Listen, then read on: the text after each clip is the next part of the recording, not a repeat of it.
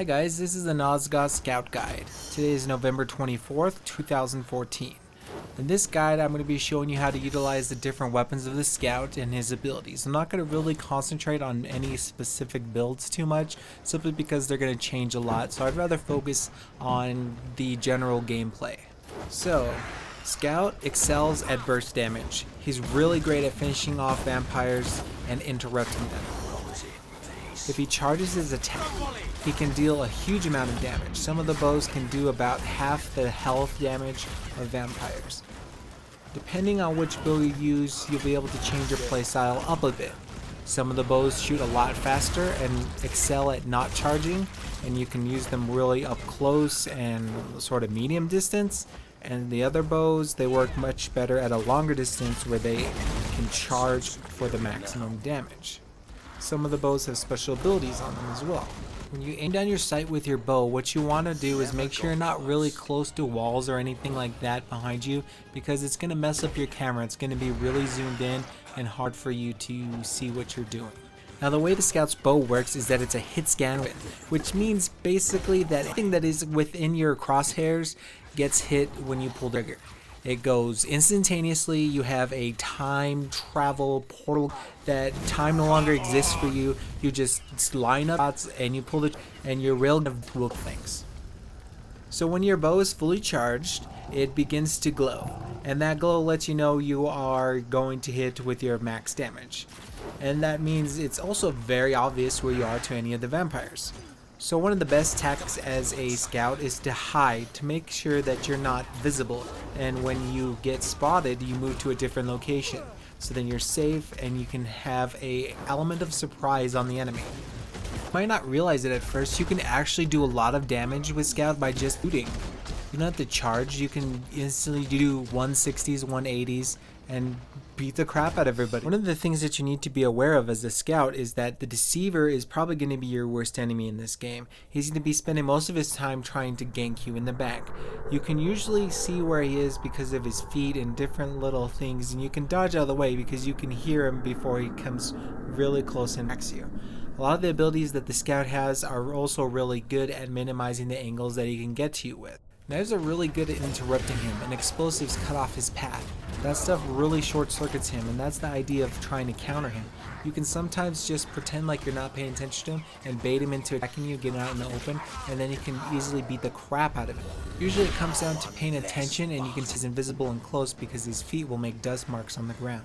And while melee is not really effective, remember that you can melee as an archer, and that does 100 points of damage. So first up in the awesome line of bows is the warbow. The warbow has the special ability that when fully charged will interrupt people and knock them down. If you do this over water, it results in an instant kill. Yes. It's really cool, awesome. I love this bow. It's so much fun to use. It's really slow, but it compensates with a huge amount of damage. This is the Angry Nun on steroids. It just slaps people down, and it makes people rage quit, and it makes little children cry. Since the warbow has such a slow charge time, it's really reliant on your team being able to protect you, because you have to wait such a long time, so it really doesn't help at all unless you can get that charge going. You know, you have to be able to have a distance from your enemy, and otherwise they're just gonna crap on you because you shoot too slow to CQB, and your ability on the bow doesn't help at all unless it's charged. So since you're going to run into so many problems in CQB with this bow, what you probably want to use on your other abilities are things that stun or interrupt or do really high burst damage, because those things are going to help you get out of scenarios quickly and finish off the battle, where your high damage can possibly help you because you don't have the greatest DPS, or they can give you an interrupt time with enough time for your teammates to get there so that they can assist you. Like here, you can see I'm pretty much alone, so I'm kind of trying to back away, keep the distance as big as possible between me and my enemies to give my teammates time to spawn and get back to me. And I'm running away. I'm trying to get back to my teammates because that's going to keep me alive, because I can't really well up close and personal with just one vampire, but it's pretty much pure shit if you're using the bow trying to multiple enemies. So if you're going to plan to succeed with this bow, what you're going to want to do is keep in mind of your spacing so that you can have that adequate time to engage people. If you're beat up close and personal, it's going to suck with this bow. You're not going to have very much chance to use it because you're going to be constantly being slapped around in your face. A lot of the abilities can help you out with your war bow. Like I put my bomb down here so it cut down the places that the enemies can actually go.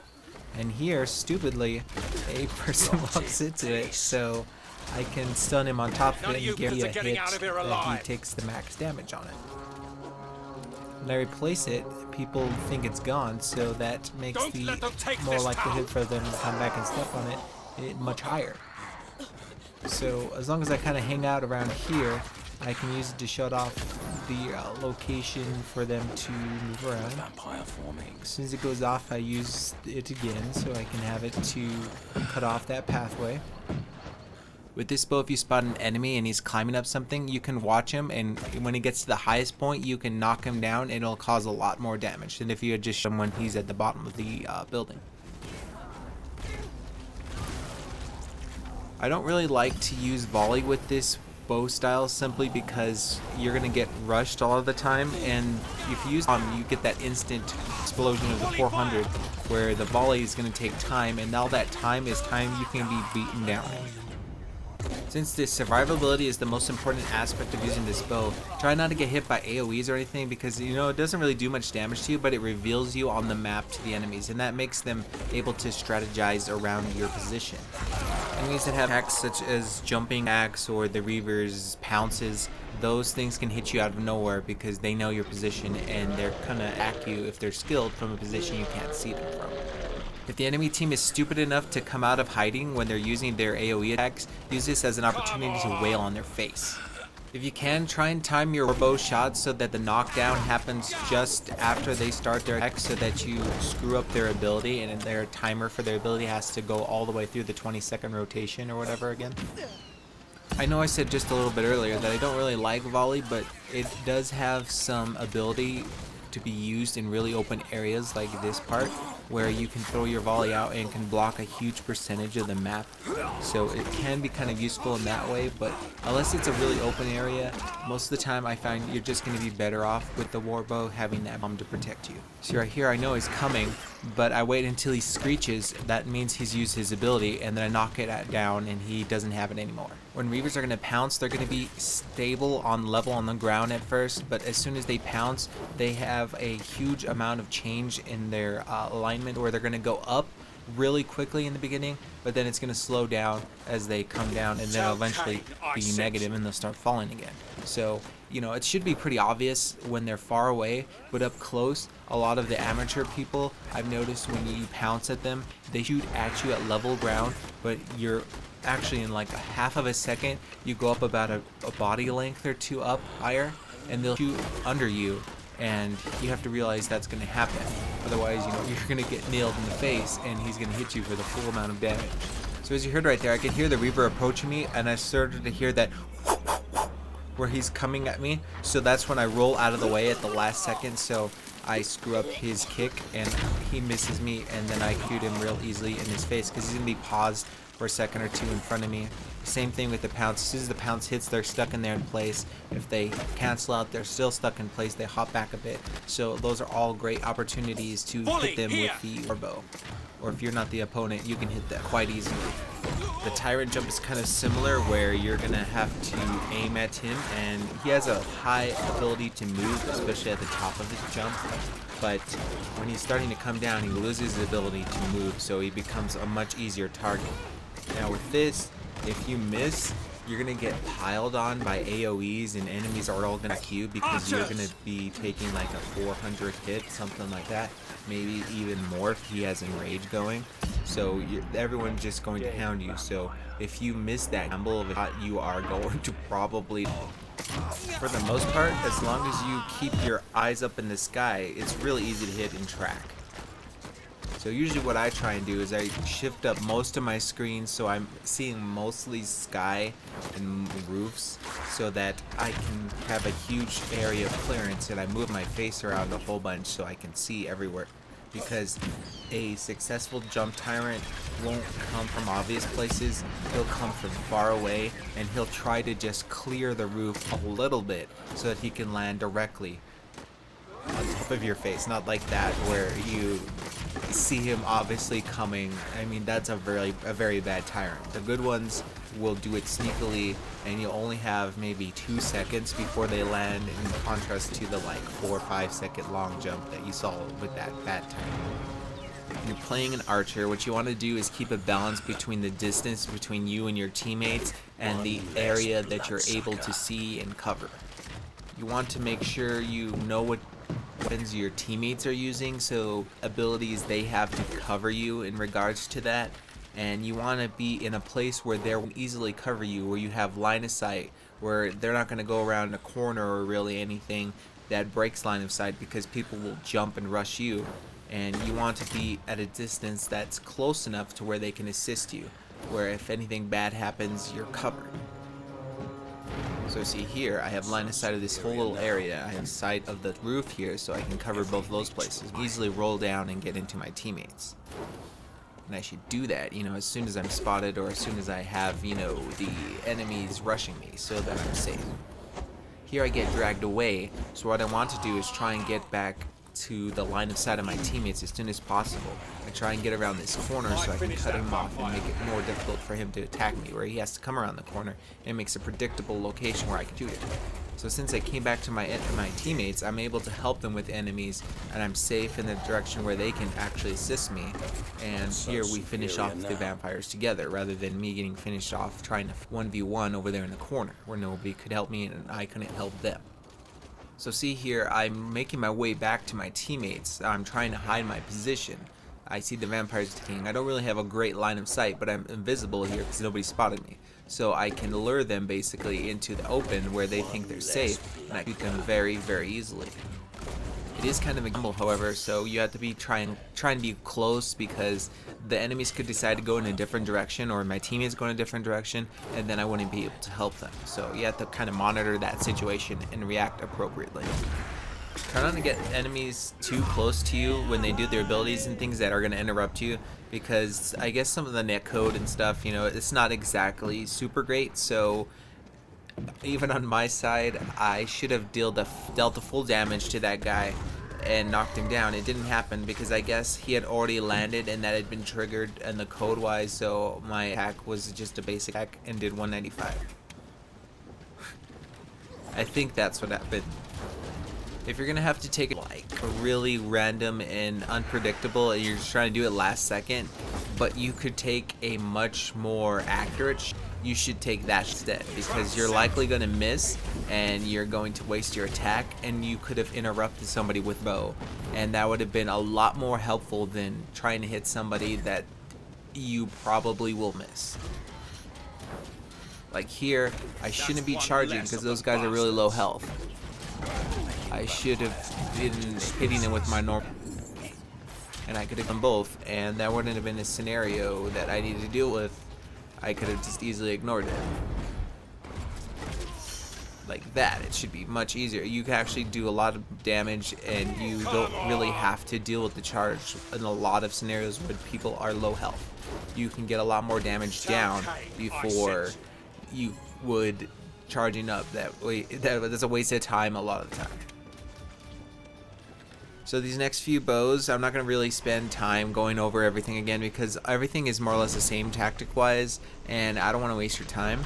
But the compound bow and the swift bow are basically the same bow, at least right now, where the compound bow is a little bit faster on the charge up time, and the swift bow takes a little bit less time, but it does a little bit less damage. But more or less all the stats are the same, at least right now. But what these two bows excel at is they excel at CQB. They shoot much, much faster than the other bows, and that makes them awesome for shooting. You can charge with them, but it's not really useful all the time. It's for far shots and stuff. You could maybe get a more precise one hit in, but for the most part with these bows, you're going to be just using it in a sort of type style, where you run up at people and them, and it's really great. It can do so much damage. I think it's probably one of the best like DPS in the entire game because it just shoots out doof doof doof. It's great. It just feels like everything. This is honestly my favorite bow to use, and I really usually pair it up with the faster reload time perks that make it, you know, an even faster, more usable DPS. So I just can't explain like how much I love this. Like, it's so great. You can interrupt, and you can usually almost reload before the enemy can get an attack in on you, or at least you can trade blows with them on a reload, which I think is great. You know, especially you can use the bomb, and that traps them and interrupts them in place, and you can launch and hit an attack. Or with this, you can throw the knives, interrupts them, and you can hit an attack. So that's the damage plus a 180, or the bomb 400 plus a 180. It's 580. That's pretty much half their health, or maybe a little bit more, and it's great. It does and it's practically instant. You know, they get hit with bomb 400, 180. That's like a second, maybe.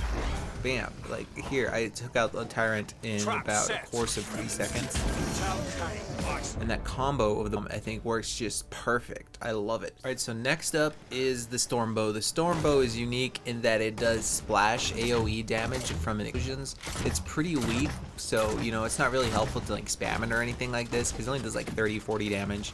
You know, so you might be able to use that like that if you wanted to in like a really low health situation, but most of the time it's not going to be helpful at all doing it like that. So what this thing does is it splits the damage that it does between an initial hit and an illusion later. So it's not immediate, and that I found causes a lot of problems where it allows enemies to open up on you, where the damage has yet to be applied, and they're just swinging at you doing their full damage. And I notice you get a lot of kill assists because people damage in between that time frame and they're wasting blitz. So I found that this has like a lot of negative aspects to it mechanics wise. What it can be helpful for is it can track vampires, because that explosion makes an initial track where everyone can see where that damage was done, and then like 2 seconds or so later it tracks again, making another damage. So it's useful in finding vampires that are very hidey. But you know, here I that guy with any other bow and I would be alive right now helping my teammates, so that cuts down my teammates' survivability because I'm no longer there to put out my DPS. So, you know, I just stood there and got kind of pooped on and got my poop shoved up my butt there, and it just really happens a lot, and it just screws up everything. But like you saw there, one of the cool things it does is, say like a Reaver or something goes invulnerable and you would hit them with your bow, that bow explosion will continue on and it will kill them or do damage to them after the fact they're already invulnerable. So it's great in that it does that. Next up is the throwing. The throwing knives are a great interrupt weapon.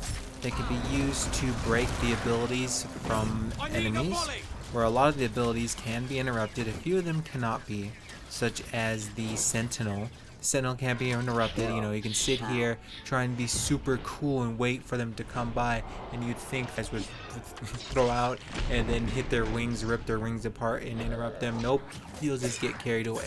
They are a real nice way to use a lot of the other abilities. You can lead in with them. You can make it so that you stun somebody into place. The ability hits them hard. You can use your AoEs from your teammates to help out.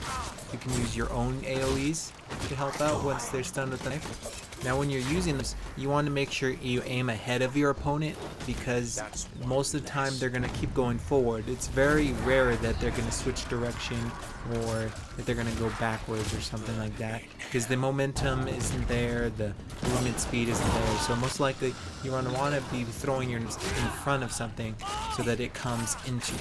What you don't want to do with them is panic. You want to make sure that you wait for the right moment to throw them, because you can't really control the knives once you throw throw them, they go out in front of you. So like here, I'm getting rushed by the Sentinel and the Reaver, and the Reaver kicks me, which prevents me from using my knives.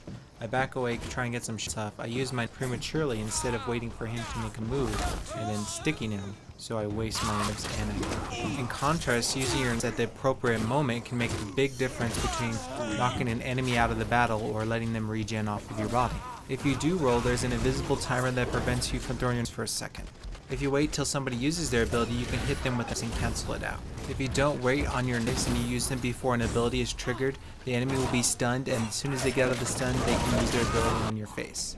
Enemies are affected by their abilities as well. When they use them, they get stuck in place for a brief second, so you have to retime your knives. Each does do a set amount of damage, so if an enemy is low, you can use it to if you the arc is pretty wide and you can hit pounced reavers or people you can't even see. If you can, try and lure people into sort of a funnel or a tunnel or something so that you can get a much better shot at them. Try and make the most out of your throwings. If you can kill somebody instead of wasting, because it'll take a really long time. So like here, I probably should have thrown down my volley as soon as I could, and it would have been up in time to kill him, but instead it was too late. In this example, I'm using volley here to block off the area, forcing anybody who wants to actually go around or on top of the building, they can't come directly at me. So this gives up my ability to really in CQB. I hear somebody around here on the corner, so I think I might be able to randomly get them, but I wasted times. You should never do this. You should only throw this when you really know you're going to hit somebody and you have a really good idea, because without another ability and you just have volley or something, you're just going to really in CQB. You have no help other than those. So just like in the previous little video, I blocked off here with volley, so I know nobody's going to really come over here. They're watching an area. I should be turned over here, but I almost get kicked because I didn't do it. And I mistimed because I panicked, which resulted in failure. Even if you're not the one being attacked, you should still hold on and get a better position with your knives, because like look at all these opportunities here. I'd have a whole length there, get hidden with my knives, and I wasted. If I haven't said it enough, just with this, you just make sure you wait for that moment and you don't waste them. You stare people down and you throw it. You don't guess, don't do any rolling and any of that, and then you'll be successful with this. Alright then, so next up is volley. Volley is very conditional. What it does is it rains down arrows on the area where you mark with your marker. You can throw it pretty far. If you don't use it correctly, you get knocked out of it or anything like that. People see it obviously there, they walk out of the way. It's completely useless. So in order to be successful with volley, you have to kind of think of what your opponent is going to do, anticipate them, get that right condition, and time it there so that you have it there in time. Otherwise, you're just wasting it. You're completely useless, and it's not going to help you at all. I mean, deceivers can drag you back into it. They can just walk right out of it. It takes time for it to trigger in the beginning, so you have to anticipate for that. It works well if enemies are distracted. Why am I over here? Sorry about that. It works well if enemies are distracted.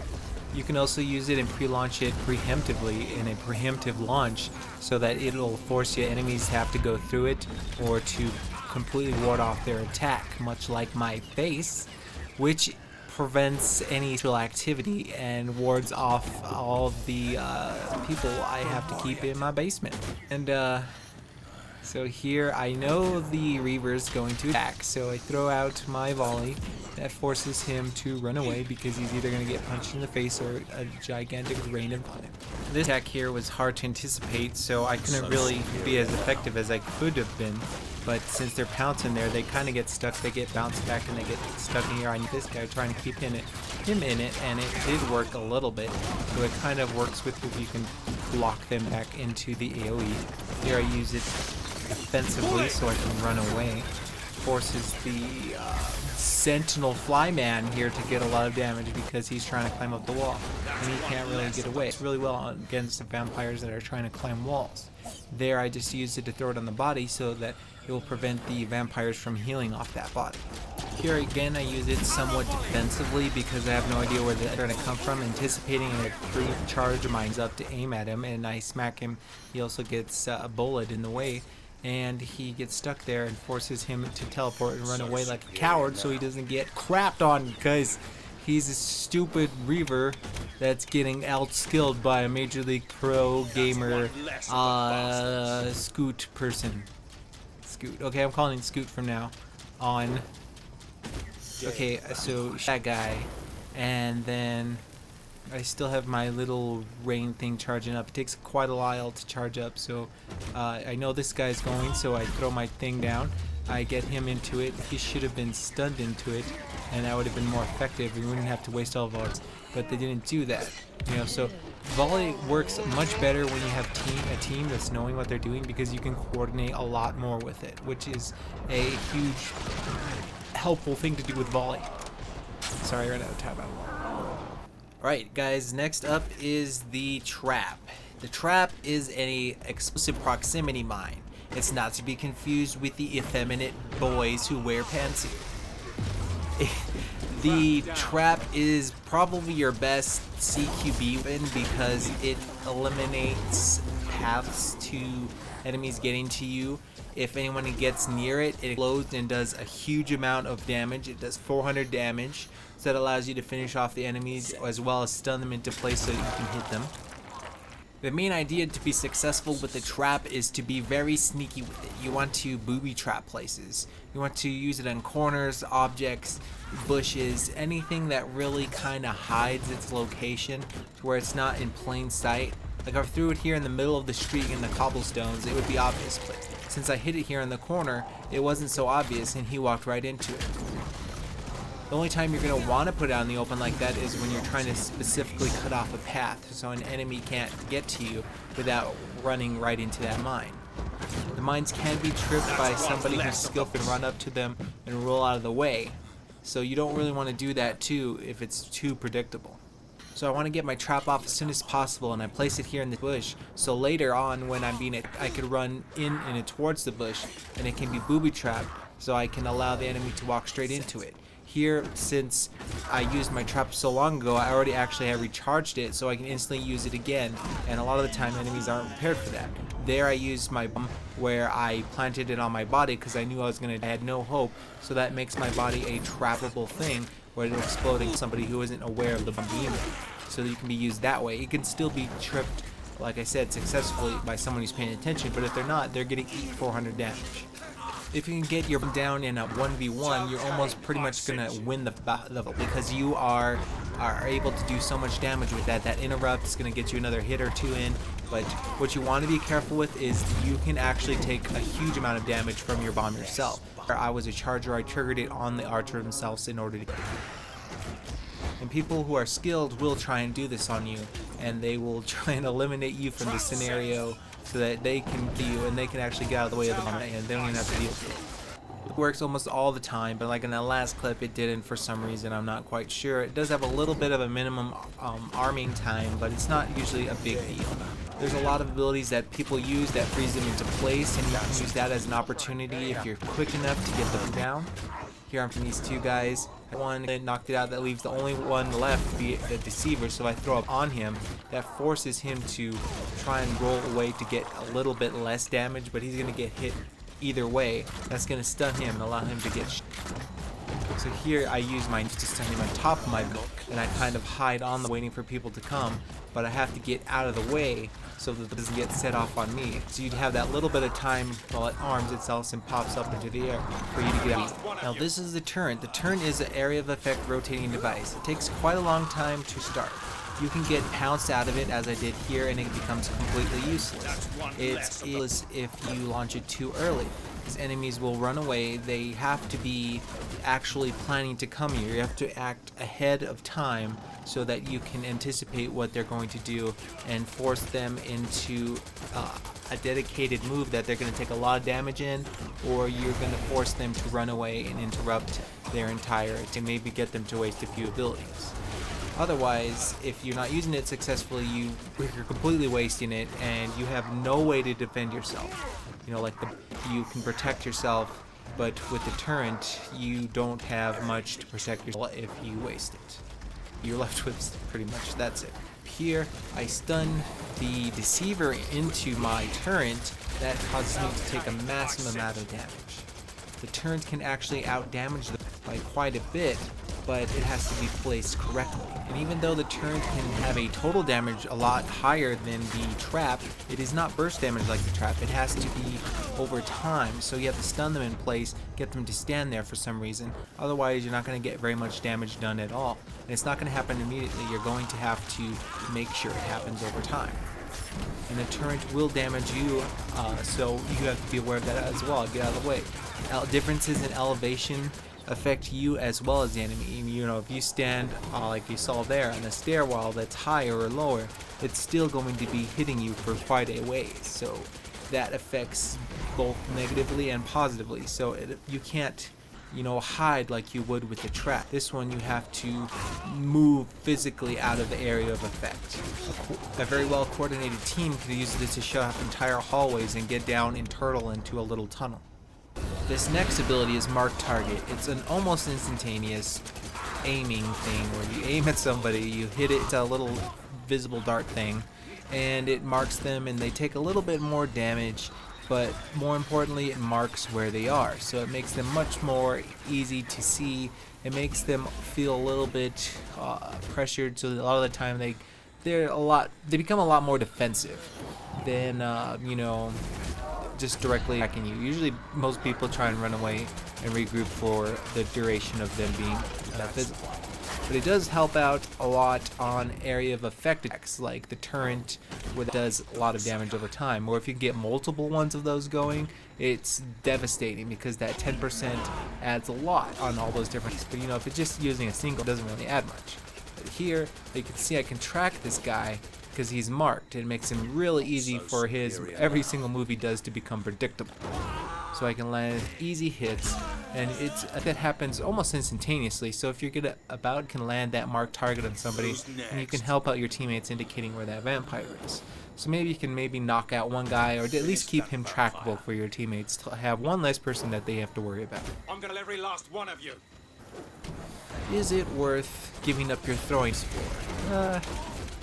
It removes your ability to stun people in place, but it trades it off with a different ability to mark them. So, it is similar to throws because if you miss it, you waste it, and you're gonna have to, you know, wait for 15 seconds to use it again. So it doesn't benefit your team at all if you suck with it. So it requires that you land accurate. So see there, I missed. I just wasted it. There's nothing that can help. So here I mark the target. Enemies know where he is. I put the AoE. They know where my AoE is because they can hear the sound. They run into it. They can dodge him. He ran off, and they're safe. It's really great at marking deceivers. So if you can see a deceiver and you can mark him, his invisibility becomes worthless. That's one awesome part about this. If there's lots of haze or things going around, you can see through it and get that target. Next up is a defensive ability called Camouflage. Camouflage is different from all the other abilities that I've discussed simply because it's primarily defensive. There's not really anything that you can use it offensively. It's just there for you at the last second to try and escape, and you can use it to get back to your teammates. You try and hit it so that the enemies don't see where you're going. You try and remain kind of still until it's safe. So every time you move, you make yourself incredibly visible. See, I get here back to my teammates so I can rejoin the group rather than get the enemies an extra. If you move around too much or you hit it too obviously, it's very easy to follow you. If you get damaged in any way, it indicates where you are.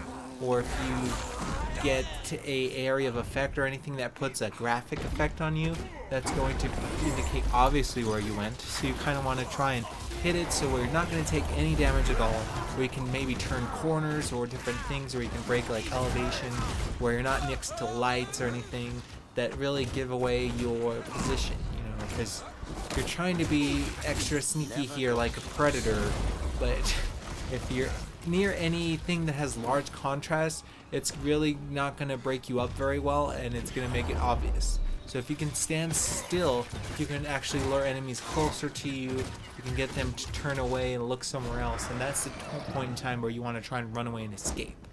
You're not completely invisible. You have to remember that you have to do it perfect, or else you just basically wasted an ability. Lastly is the grappling hook. Currently, the grappling hook is probably tied with echolocation for being one of the worst skills in the entire game. The grappling hook, what it does is you see these little glowing spots here. You can use the grappling hook to get onto those, and there's only a few of them on the level. It's, you can't just aim it at whatever you want and climb up it like, your Samus Aran, but those just little points you have to use. So it's only a 10-second timer, so what it's really good at is hitting enemies where they are not expecting you to be there. Where you can get to them, or you can hide up here and attack them, but every time you miss or you throw out an attack or you charge anything, it really easily indicates where your position is, and it's very easy for you to be seen. Because most of the time, if you're using grappling hook, you need to escape, and you have to try and be preemptive with your escape, because you need that time to run away and get back to your teammates. Because if you don't, you're going to get overwhelmed. There's nothing they can do to help you, and they're just going to kind of stare at you from below while the entire other team rips you apart.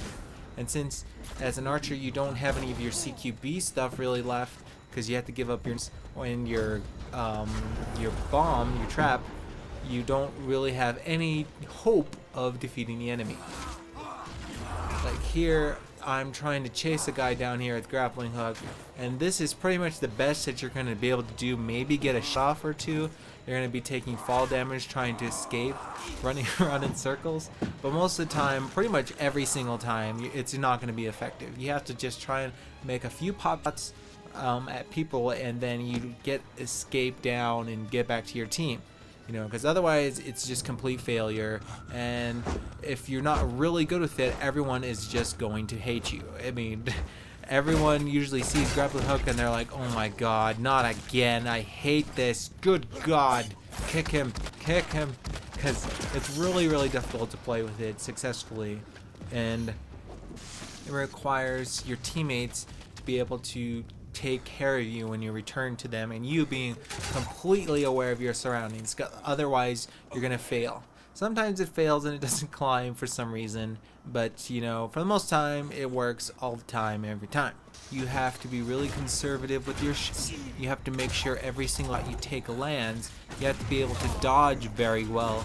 You basically have to be a perfect archer all the time, who's pro and does Major League Gaming 360 hits, because without doing that, you are destined to fail. You have to land everything. You have to do it perfect. Because if you don't, you're just going to get ripped apart. And what you want to really do with this is try and stay mobile. Move around every single time that you hit the enemy, you move around. You don't stay on the same roof in the same spot, because you're easily predictable. It's easy to find you, and especially if you pull a wave, the next wave will all come to you on the roof, and they will try and all. So you're gonna get 4v1'd, and you're just gonna get ripped apart. So you have to relocate and be constantly on the move, constantly aware of your situation if you want to hope to succeed